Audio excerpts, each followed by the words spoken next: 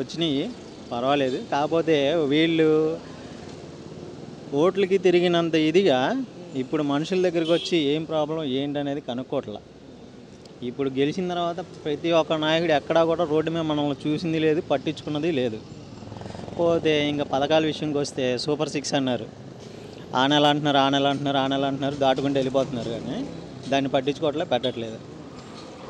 Free bus అన్నారు, ఇకపోతే ఈ తల్లికి వందనం ఎంతమంది బిడ్డలు చదువుకుంటే అంతమందికి బిడ్డలకి డబ్బులు అన్నారు.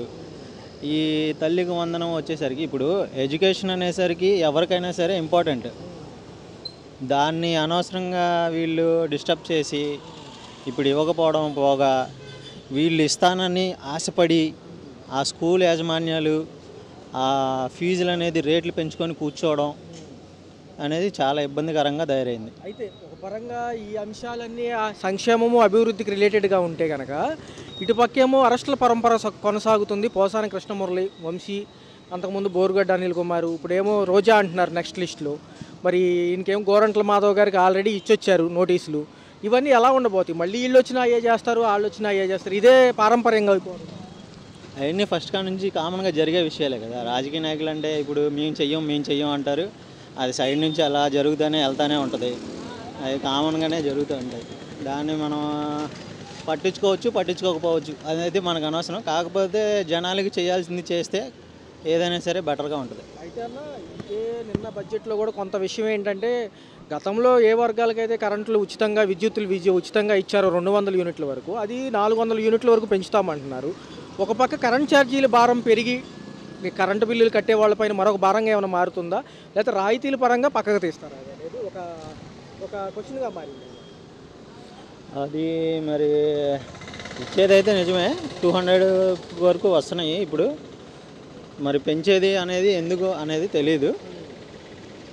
ఇవ్వడం ఒక ఎత్తు అయితే అది ఇచ్చిన తర్వాత అది భారం ఎవరి మీద పడిద్ది అనేది ఇంకొక విషయం అనమాట. అయితే సంక్షేమము అభివృద్ధి రెండు కళ్ళు అన్నది ప్రభుత్వం.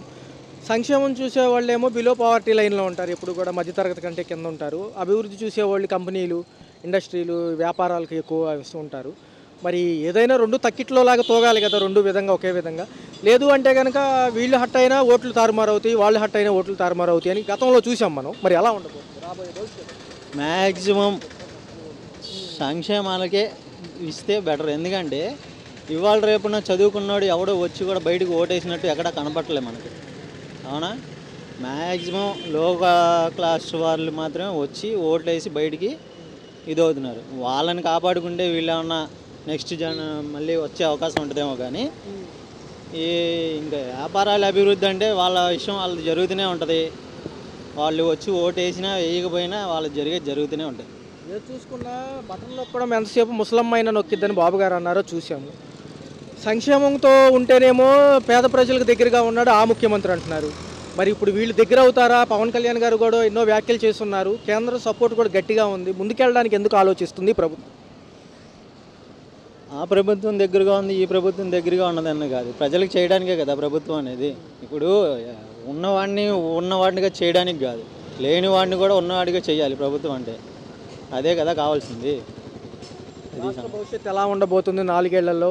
2027-28లో ఒకవేళ జమిలీ ఎన్నిక అని చెప్పి కొత్తగా మొదలు పెట్టారు కదా, 1 నేషన్ 1 ఎలక్షన్ అంటున్నారు. 27 కాకపోయినా 28కి పెట్టే తీరుతామని బీజేపీ భీష్మించుకుంది.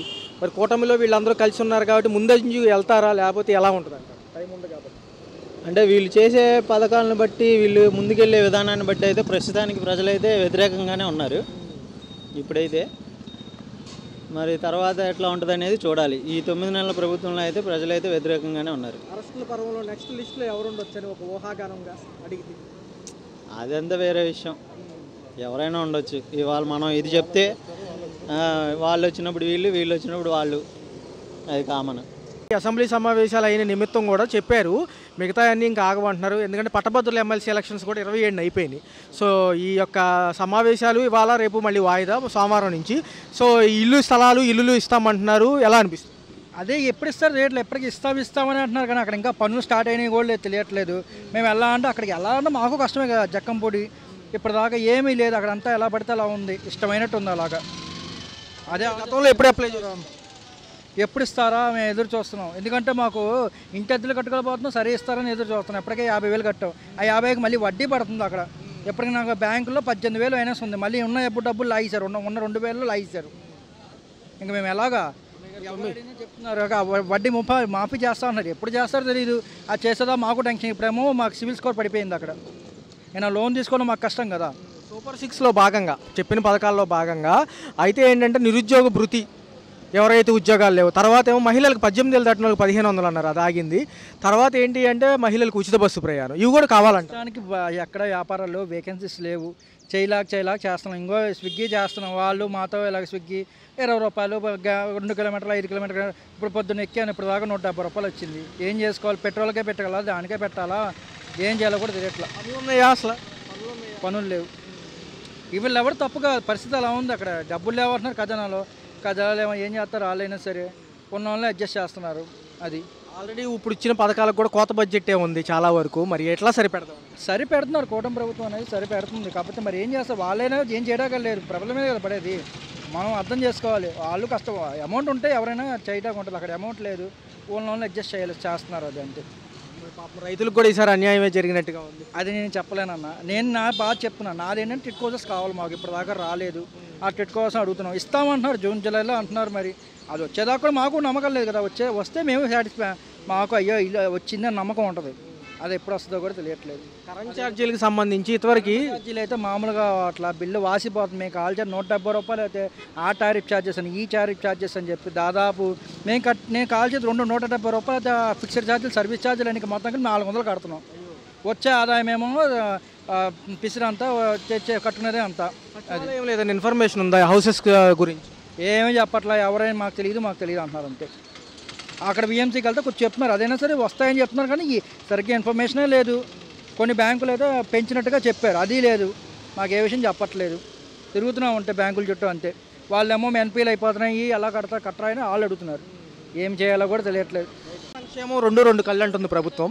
అభివృద్ధికి ముందు బాట వేస్తారా, సంక్షేమానికి వేస్తారా? ఎందుకంటే 6 పథకాల్లో భాగంగానే అంటున్నారు కదా. సంక్షేమానికన్నా ముందు అభివృద్ధికి బాట ముందు వేయాలి. అభివృద్ధికి బాట వేస్తే రాష్ట్రం సంక్షేమకు అదే పరిగెత్తుతుంది. రాష్ట్ర అభివృద్ధి వదిలేసేసి సంక్షేమం పరిగెత్తితే జనాల అసమర్థత పెరుగుద్ది. ముందు ప్రజలకి సంక్షేమాలు ఉచితాలను ఆపేసి విద్య వైద్యం మీద ప్రభుత్వం దృష్టి సారించి సామాన్యుడికి విద్యను అందించి వైద్యం సకాలంలో అందించగలిగితే రాష్ట్ర ప్రభుత్వాలు సంక్షేమాన్ని సాధించినట్టే లెక్క. రాష్ట్ర ప్రభుత్వం కూడా అభివృద్ధి వైపు సాధిస్తుంది. జనాలు కూడా హ్యాపీగా ఫీల్ అవుతారు. ఎప్పటికైనా ఏ గవర్నమెంట్ అయినా సరే సంక్షేమ పథకాలు ఉచిత పథకాలు అనేది ఆపేస్తే మంచిది. జనాలను అద్దగస్తులు చేయడం తప్ప నుంచి అంతకుమించి వేరేది ఏదీ లేదు. ఉచితాల కోసం ఆశపడి ఓట్లు తీసుకునేటప్పుడు డబ్బుల కోసం ఆశపడి వీళ్ళు ఓట్లేసి తర్వాత సంక్షేమం ఇవ్వలేదని చెప్పి ప్రభుత్వాన్ని నిందించేదానికన్నా ప్రభుత్వాలు మేలుకొని ఉచితాల కంటే ముందు విద్య వైద్యం తాగునీరు ఇలాంటి సదుపాయాల మీద ఎక్కువ దృష్టి పెట్టినట్టయితే రాష్ట్రం ముందుగా అభివృద్ధి చెందుతుందని చెప్పింది. ఇప్పుడున్న ప్రభుత్వ నాయకులు గతంలో మితిమీరి మాట్లాడిన వాళ్ళని ఎవరిని ఉపేక్షించడం లేదు. సో ఎందుకంటే ఇది ఒక గుణపాఠం అంటారు ఈ అరెస్టుల పర్వం. ఇది తప్పనిసరి ఇది గుణపాఠమేనండి. ఆ ప్రభుత్వాన్ని కాదు, ఈ ప్రభుత్వం కాదు, ఏ ప్రభుత్వం అయినా సరే రాష్ట్రంలో ప్రజా సంక్షేమం గురించి మాట్లాడగలని ఒక ప్రజాభిప్రాయం పొందిన నాయకుడు, ఎమ్మెల్యే కానీ ఎంపీ కానీ ఎవరైనా సరే నేను అసెంబ్లీలోకి వెళ్ళినప్పుడు ప్రజల సమస్యల మీద నిలదించాలి. కానీ ఒక నాయకుడు మెప్పు కోసం ప్రతిపక్ష నాయకుడిని తిట్టడం, లేకపోతే ప్రతిపక్ష నాయకుడి మెప్పు కోసం పార్టీలో ఉన్న నాయకులను తిట్టడం అనేది అది సరైన పద్ధతి కాదు. ఏ ఎమ్మెల్యే అయినా సరే ముందు ముఖ్యంగా అది గమనించుకోవాల్సిన విషయం. ఏదైనా సరే అభివృద్ధి గురించి మాట్లాడండి, సంక్షేమం గురించి మాట్లాడండి, ప్రజల బాధల గురించి మాట్లాడండి, కష్టసుఖాల గురించి మాట్లాడండి. కానీ నాయకుల యొక్క భార్యల మీద కానీ లేకపోతే వాళ్ళ వ్యక్తిగత విషయాల మీద కానీ మాట్లాడటం అనేది ఇది చాలా తప్పు. అది దీన్ని ఎప్పటికీ ఉపేక్షించరు ప్రజలు. దీన్ని దృష్టిలో పెట్టుకుని రాబోయే నాయకులు కానీ రాబోయే తరం వాళ్ళు కానీ ఇలాంటి అలవాట్లను మానుకొని ప్రజల సంక్షేమం కోసం మాట్లాడాలని చెప్పి అసెంబ్లీలో అయినా సరే బయటైనా సరే ఇలాంటి తప్పుడు విధానాలకు ఇప్పటికైనా సరే పులి స్టాప్ పెట్టి జాగ్రత్తగా మసలు కావాలని చెప్పి అనుకుంటున్నాం మేము. మరి ఎలా ఉండబోతుంది సార్? కేంద్ర ప్రభుత్వం ఇచ్చిన నిధులు ఏవైతే ఏ సెక్షన్ వారీగా సెక్షన్ పోలవరం అమరావతికి ఎలా అయితే ఇచ్చారో ఆ నిధులను వేరే సంక్షేమానికి మళ్లించము అని చెప్పి మొన్న అసెంబ్లీలో చెప్పడం జరిగింది. సో ఇది కొంచెం ఎలా అనిపిస్తుంది? మంచి విషయమేనంటారు? అంటే దీన్ని ఎవరు ఉపేక్షించరండి. ఇప్పుడు ఏ సంక్షేమానికి కొంత ఇప్పుడు బడ్జెట్ మన ఇంట్లో మన కుటుంబం ఉందండి. మన కుటుంబము మనం ఒక ఉద్యోగం చేసి ఒక 10,000 సంపాదించినప్పుడు ఇంటి అద్దెకి కరెంటు బిల్లులు కానీ చెప్పి నిత్యావసర వస్తువులు కానీ చెప్పి సౌకర్యానికి అని చెప్పి అలా బడ్జెట్ కేటాయించుకుంటాం. అలాగే రాష్ట్ర బడ్జెట్ కూడా అది మన ఇంటి బడ్జెట్ లాంటిది. అది కూడా దేనికైతే కేటాయించారో ఆ బడ్జెట్ కోసం ఉపయోగిస్తే రాష్ట్రం అభివృద్ధి వైపు పరుగులు తీస్తుంది. కానీ ఒక బడ్జెట్ని తీసుకెళ్ళి ఇంకా సొంత ప్రయోజనాల కోసం వేరే బడ్జెట్కి తాకట్టు పెట్టేసేసి ఈ ప్రయోజనాలను కుంటుపరిచేస్తే అవి ప్రయోజనం పొందదు కదా. అందుకని దేనికి ఉపయోగించిన బడ్జెట్ని దానికోసం ఉపయోగించి తగ్గిస్తే అభివృద్ధిలోకి పనికొస్తుంది రాష్ట్ర ప్రభుత్వం. రెండు వర్గాలు సార్, అభివృద్ధిని కోరుకునే వాళ్ళు ఎక్కువ మంది, సంక్షేమం కోసం చూసుకునే వాళ్ళు బిలో పవర్టీ లైన్ అంటారు. సో వీళ్ళ యొక్క మనోభావాలు ఏమైనా దెబ్బతింటాయా? గవర్నమెంట్లు ఎప్పుడు కూడా సంక్షేమమే ముందని చెప్పి బటన్ నొక్కడం ఒక ప్రకారంగా వెళ్తుంది కాబట్టి దానికి అలవాటు పడిన వాళ్ళు ఎలా ఆలోచిస్తారు? అంటే వీళ్ళకి కొంచెం బాధ అనిపిస్తుంది అండి ఎప్పటికైనా. ఎందుకంటే రోజు ఉచిత తిండి పెట్టి ఒకసారి డబ్బులు పెట్టి కొనుక్కోమన్నామండి. చిన్న అమ్మ వీడేంట్రా బాబు ఇప్పుడు దాకా ఫ్రీగా పెట్టాడు, రేపటి నుంచి డబ్బులు ఇవ్వమంటున్నాడు అని చెప్పి బాధ అనిపిస్తుంది. ఇప్పుడు గత ప్రభుత్వాలు ఏం చేసినాయి అంటే ఉచిత సంక్షేమం అని చెప్పి బాగా అలవాటు చేసేసినాయి అండి. మేము అలవాటు చేసేసి సోమర్థానానికి అలవాటు పడిపోయారు. ఇప్పుడు ఏంటంటే మన రాష్ట్ర ప్రభుత్వం అభివృద్ధి వైపు నడిపించాలనుకున్నాం. మనం ఎంతో కొంత శ్రమించాల్సి ఉంటుంది, కష్టపడాల్సి ఉంటుంది, వెచ్చించాల్సి వస్తుంది. ఇలా వెచ్చించేటప్పుడు ఏంటంటే సంక్షేమానికి అలవాటు పడ్డాడు ఏం చేస్తాడంటే ఆటోమేటిక్గా బాధపడతాడు, వాడు నిరాశ చెందొచ్చు అందులో వచ్చి. కానీ అలా నిరాశ చెందడం వల్ల కుంటుపడిద్ది, ఆర్థిక వ్యవస్థ అనేది కుంటుపడిద్ది. ఆ విషయం వాడు గమనించుకోవాలి. గమనించిన వాళ్ళు కూడా మేలుకొని ఈ సంక్షేమాలు ఎంతవరకు మాకు వద్దు, ఉచిత పథకాలు మాకు వద్దు, రాష్ట్రంలో అభివృద్ధి చెందాలి, మనం అభివృద్ధి పొందాలి, మన పిల్లలు అభివృద్ధిలోకి రావాలి అనుకుంటే రాష్ట్రాన్ని అభివృద్ధి వైపు పయనించాలని చెప్పి కోరుకోవాలి ప్రతి ఒక్కరికి. మాజీ ప్రభుత్వాల అరెస్టుల పర్వంలో నెక్స్ట్ రోజా గారు అంటున్నారు, తదుపరి కొడాల నాని గారు అంటున్నారు, గోరంట్ల మాధవ్ గారికి ఆల్రెడీ నోటీసులు ఇచ్చారు. ఎవరైతే పోసాని కృష్ణమురళిని అరెస్ట్ చేసిందంతా సజ్జల గారే అని చెప్పి ఆయన పొద్దున మీడియా ముఖంగా చెప్తున్నారు. ఎందుకంటారు? మితిమీరిన మాటలు ఎందుకు వచ్చాయి? అంటే నాయకులు మెప్పు కోసం అండి. ఇది అత్యుత్సాహం అనమాట, నాయకులు అత్యుత్సాహం. మనకి 151 సీట్లు ఇచ్చిన ప్రజల్ని మనం ఏ విధంగా చూసుకోవాలి, అంతేగాని మన పరాయాల మీద నిందలేసి పరనాయకుల మీద దూషించడం, మన నాయకుల మెప్పు కోసం ఇతరులను దూషించడం అనేది ఎట్టి పరిస్థితులను ఉపేక్షించకూడదు. ఇలాంటి అలవాట్లు ఇప్పటికైనా మానుకొని మన ప్రజలను మనకి ఎన్నుకున్నప్పుడు గౌరవప్రదంగా మనం మెలగాలి, అసెంబ్లీలో గౌరవంగా ఉండాలి, ప్రజల్లో గౌరవంగా ఉండాలి, మన గౌరవమైన నాయకులుగానే ఎదగాలి. లేకపోతే తర్వాత పరిణామాలు ఎలా ఉంటాయి అనేది ఇప్పుడు ప్రస్తుతం చూస్తున్నాం. నేను ఎప్పుగా ఏం లేదు, ఈ రాజకీయం లాగా చేస్తే బాగుండిద్ది. అసెంబ్లీలో ఏ గొడవలు ఏం లేకుండా శుభ్రంగా ప్రతిపక్ష నాయకుల్ని సమాధానంగా చెప్పి పంపిస్తే బాగుండిద్ది. అసెంబ్లీలో ప్రజల తీర్పు కోసం వెళ్ళిన వాళ్ళని అసెంబ్లీలో కూర్చోకుండా ఆ గొడవలు ఈ గొడవలు లేపెట్టుకుంటే ఏం అసెంబ్లీ ఏం గత. పక్క చూస్తే అరెస్టుల పర్వం కొనసాగుతుంది. గతంలో మితిమీరి మాట్లాడిన వాళ్ళందరినీ లోపలేస్తామని వాళ్ళు అసెంబ్లీలో చెప్పారు, అలాగే చేస్తున్నారు. ఎవరైతే పోసాని కృష్ణమురళి కమిడియన్ ఆయన వేశారు, ఇప్పుడు రోజా నెక్స్ట్ లిస్ట్లో కొడాల నాని ఉన్నారు, గోరంట్ల మాధవ్ గారు అని చెప్పి ముందు పోలీస్గా చేసి ఎమ్మెల్యే గెలిచిన ఆయన నోటీసులు ఇచ్చారు. వార్తల్లో అవే వస్తున్నాయి. ఎలా అనిపిస్తుంది? ఎలా ఖచ్చితంగా చేస్తున్నారు, ఖర్చులుగా చేస్తున్నారు. వాళ్ళు గడ్డి తిన్నాలని వీళ్ళుగా గడ్డి తింటే నెక్స్ట్ ఎలక్షన్లో నగ్గుతాం కష్టమే కదా. మనం న్యాయ పద్ధతిలో పోవాలి. న్యాయ పద్ధతిలో పోయి శుభ్రంగా వాళ్ళ మీద ఎంక్వైరీ తీసిన తర్వాత కేసులు కట్టాలి. అందుట్లో ఈ పోలీసు వాళ్ళు ఇక్కడ బాగా విపరీతంగా జనాలకి టార్చర్ పెడుతున్నారు ఈ ప్రభుత్వంలో. కథ హెల్మెట్ లేకపోయినా కదా, హెల్మెట్ పెట్టుకోపోయిన లైసెన్స్ లేకపోయినా 1500, 1800, 2000 పెనాల్టీలు వేస్తున్నారు. అలాంటప్పుడు అయితే చెప్పాలి కదా, ముందుగానే ఇన్ఫర్మేషన్ ఇవ్వాలి కదా. 500, 400, 300 అలా వేస్తాయి కాబట్టి జాగ్రత్త పడతారు. 1800, 2000 అయితే పేదలు ఎలా కట్టుకుంటారో అటుగోలంగా కేసులు రాసేస్తున్నారు ఈ ప్రభుత్వంలో. చూసుకుంటే వీళ్ళు చెప్పిన పథకాల్లో 6 పథకాల్లో ఎవరైతే మహిళలకి 18 ఏళ్ళు దాటిన వాళ్ళకి 18 ఏళ్ళు దాటిన వాళ్ళకి 1500 ఇస్తున్నారు, అది లేదన్నారు. నిరుద్యోగ భృతి అన్నారు, అది లేదు. మహిళలకు ఉచిత బస్సు ప్రయాణం అన్నారు, అది తీసేశారు. మిగతా అన్ని కోతలుగానే ఇచ్చారు బడ్జెట్లో. మరి ఏమంటారు అన్న? బడ్జెట్ లేదన్న. బడ్జెట్ ఎందుకు లేదంటే ఎవరికాలు దోసేసుకుంటున్నారు. మెయిన్ ఎవరికాలు దోసేసుకుంటున్నారు. ఇంకోటి ఏంటంటే చంద్రబాబు నాయుడిని నెగ్గని ఇట్లా ఆయన ముందు సాగుదాం అనుకున్నా కానీ వెనకాల వాళ్ళు తోసేస్తున్నారు పక్కకి. ఆయన మాట వినేవాళ్ళు ఎవరు లేరు. ఆయనకి ఇవ్వాలని ఉన్నది కానీ కథమ వాళ్ళు ఎలక్షన్ మూమెంట్లో వచ్చిన తర్వాత కొద్దిగా బస్సులు అని ఇవని అడవుడు చేస్తారు. తర్వాత ఏముండదు. జగన్మోహన్ రెడ్డి ఉన్నా కానీ ఒక రాజకీయం చేయకుండా ఆయన ఒక వ్యాపారం చేసి ప్రజల దగ్గర తీసుకుని ప్రజలకే పెట్టాడు కానీ ఆయన జోబులో రూపాయి పెట్టలేదు. అసలు వాసన చేస్తుంది. కరెంటు బిల్లు అని, ఇంటి పన్ను అని, నీటి పన్ను అని, కాలువల పనులని, హౌస్ పనులని మొత్తానికి వేసి ఇది అమ్మఒడి అని అయ్యని ఇవని అటు ఇటు వ్యాపారంగా చేశాడు కానీ ఆయన రూపాయి జేబులో పెట్టలా. చంద్రబాబు నాయుడు గారికి అలా కుదరతల్లా. ఏంటంటే రోడ్లు కొద్దిగా బాగు చేపిస్తున్నాడు, ప్రజలు దాని గురించి కొద్దిగా ప్రజలు గతి ఇబ్బంది పడకుండా ఉన్నారు. ఇంకోటి ఏంటి, చంద్రబాబు నాయుడు గారి రోడ్లే చూస్తున్నాడు కానీ బస్ స్టాండింగ్లో ఎంత లోతుగా ఉన్నాయో అవి పట్టించుకోవట్లేదు. ఆ బస్ స్టాండింగ్లో చంద్రబాబు నాయుడు పవన్ కళ్యాణ్ వెళ్తానే కదా పట్టించుకునేది, వాళ్ళు వెళ్ళరుగా. ఈయన సైలెంట్ అయిపోయారు. పవన్ కళ్యాణ్ గారు కూడా కామ్గా ఉందో. మరి పవన్ కళ్యాణ్ గారి పరిస్థితి ఏంటి? ఆయన చేయగలరా? ఆయన నెగ్గనీయట్లేదన్న, చేసే దమ్ముంది కానీ ఆయన నెగ్గనీయట్లేదు, ముందుకు కొనసాగనీయట్లేదు. ఆయన కాడ అడ్డంగా అడ్డుపడుతున్నారు. ఎవరి కాళ్ళు దోసేసుకుని సంచులు నింపుకుని ఇంట్లో పెట్టుకున్నారు కానీ ప్రజల గురించి పట్టించుకోవడం లేదు. హామీలు ఇచ్చాను అన్నమాట ప్రకారం ఇవ్వాలి. ఎంత అప్పో సప్పో చేసి బడ్జెట్ లేదు, రేపు ఇస్తాను ఎల్లుండి ఇస్తానంటే ఎందుకు ఇవ్వాలి హామీలు? లేకపోతే ఎందుకు వెనక తగ్గాలి?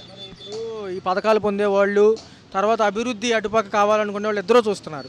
రెండు ముందుకు కదిలే ఛాన్స్ ఉందంటారా? ఎందుకంటే దగ్గర 9 నెలలు, రేపు యాసంకాలం గడిచిపోతే సంవత్సరం అయిపోద్ది. అభివృద్ధి అంటే ఏం అభివృద్ధి చేస్తున్నాడు అన్న? రోడ్లు అవన్నీ కట్టి నీట్గా చేపిస్తున్నాడు కానీ బస్ స్టాండింగ్ వైపు వెళ్తలేదు. మీళ్ళు కాడ కెమెరా పట్టుకుని బస్ స్టాండింగ్ వాళ్ళని ఎంక్వైరీ తీసి ఏందమ్మా బస్ స్టాండింగ్లో పరిస్థితులు ఏంది, బస్ స్టాండింగ్ లేపు రోడ్లు బాగా చేపిస్తున్నారా, పల్లంలో ఉన్న అన్ని మెరగ మీద లేపుతున్నారా బస్ స్టాండింగ్లో? గత ఎన్టీ రామారావు ఉన్నప్పుడు బస్ స్టాండింగ్లో ఒకలాగున్నాయి, ఇప్పుడు ఈ 10 సంవత్సరాల్లో బస్ స్టాండింగ్లు ఒకలాగున్నాయి. వర్షం వస్తే దేక్కుంటా బస్ స్టాండింగ్లోకి వెళ్ళాలి, బస్సులు మునిగిపోతాం. ఎందుకు రోడ్లు బాగా చేయించినా బస్ స్టాండింగ్ బాగా చేయించకుండా ఉంటే ఏం సుఖం చెప్పు? ఒక పక్కన పెడితే ఇప్పుడు మా ప్రభుత్వ నాయకులను అరెస్టులు చేస్తున్నారు. దానివల్ల ఏమొచ్చింది? మళ్ళీ వాళ్ళు వచ్చాక ఇదే చేస్తారు వీళ్ళైనా రేపు. అది వాస్తవం అండి. రాజకీయం చేస్తలేదు. అది వాళ్ళు అరెస్ట్ చేసుకోవడం, ప్రజలను ఇబ్బంది పెడతాం, ప్రజల నెత్తి మీద నూనె రాయటం, ఇంకేమీ లేదు. ఎవరు దోసేసుకుంటారో ఏంది పై నాటకానికి. ఇప్పుడు కొడాలని అరెస్ట్ చేస్తారు, 10 రోజులు బయటికి రాడా దాని మీద బెయిల్ మీద. ఇంకా నటన రోజా అరెస్ట్ చేస్తారు, అది బయటికి రాదా? వచ్చిద్ది ఆమె కాడ. ఏమీ లేదు, నటన అటు ఇటుగా రాజకీయం చేస్తున్నారు కానీ అసలు ఏమీ లేదయ్యా. వాస్తవం చెబుతున్నానంటే చంద్రబాబు నాయుడిని ముందుకు సాగనీట్లా, ఆయన చేయాలని ఉండిద్ది. ఇది బస్ స్టాండింగ్ నుంచి గుణదల్లి రూట్లో బీఆర్ఎస్ఎస్సీ రోడ్లో ఇది కట్టారు, మెట్రో వేస్తామని. దాన్ని ఎవడు పట్టించుకున్నట్టు నాదులు లేరు. బస్ స్టాండింగ్ నుంచి నిర్మాణూరు దాకా మెట్రో వేద్దామని ఒక మ్యాపింగ్ గీశారు, దాన్ని ఎవరు పట్టించుకున్నట్టు లేరు. ఏంది